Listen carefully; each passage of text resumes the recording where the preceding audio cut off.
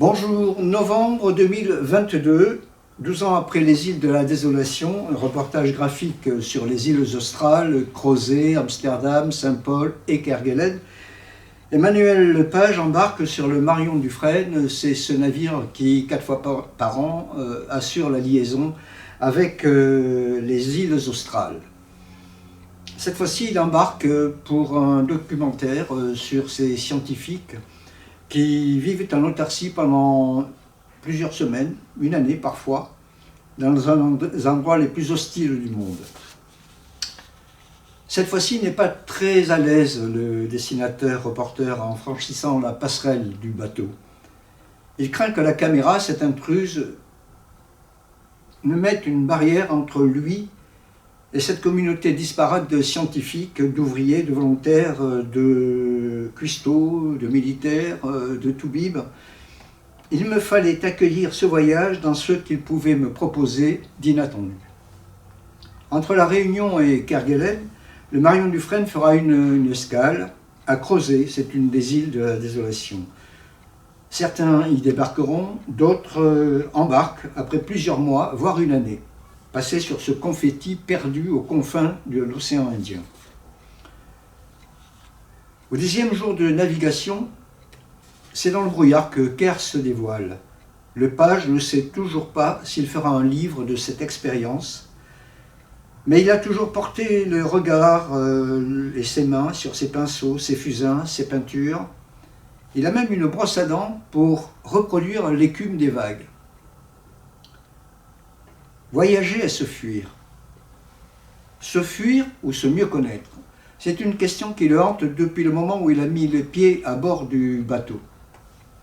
Il n'y répondra qu'au terme de son séjour, plusieurs semaines, après avoir croisé toute une jeunesse de chercheurs, l'un spécialiste de l'atmosphère, un autre des éléphants de mer, un autre encore des manchons impériaux, une logisticienne. Cette expérience de solitude dans une communauté isolée à des milliers de kilomètres de toute présence humaine se retrouve dans une des très belles pages du reportage. Un jour, au cours d'une liaison entre plusieurs cabanes, Alexis, le caméraman, s'effondre. Il porte un sac monstrueux. Il y a la caméra, il y a tout son matériel, il y a ses vêtements, etc., etc. Et soudain, il s'effondre donc, physiquement et psychologiquement. Et tout d'un coup, il y a une vérité qui apparaît. Je porte la souffrance de Maya.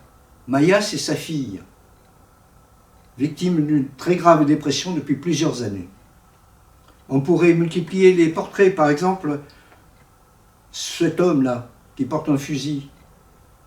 Il est là pour protéger la biodiversité en tuant les chats qui ont survécu à la présence des baleiniers au XIXe siècle et qui tuent les oiseaux, qui détruisent leurs nids.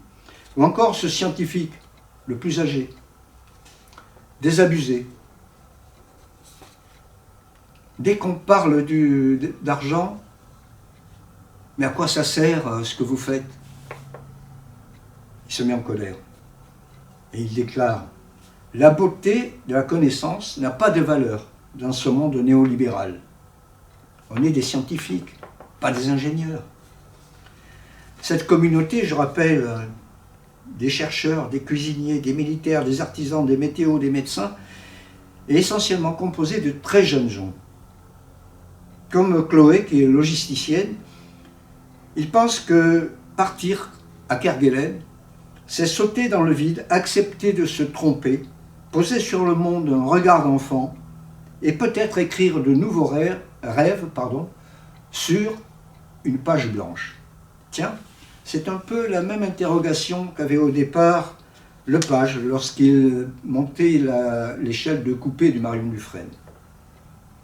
La réponse lui vient au dernier jour, vécu dans cet ailleurs à la fois hostile et chaleureux. C'est l'intuition de ce que voulait dire être en paix.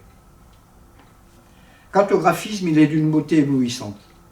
L'étrave du Marion Dufresne dans la tempête qui surgit tel un saurien préhistorique, ou encore les bleus et verts d'une double page sur Kerguelen rehaussée d'une tache de couleur, l'arche du Marion Dufresne, ou encore cette double page sur l'opération de marquage des éléphants de mer. C'est une tradition à Kerguelen. Au dernier soir d'une mission, on danse. Sais-tu danser demande Laura à l'auteur. Non. Fais comme le vent et danse avec lui.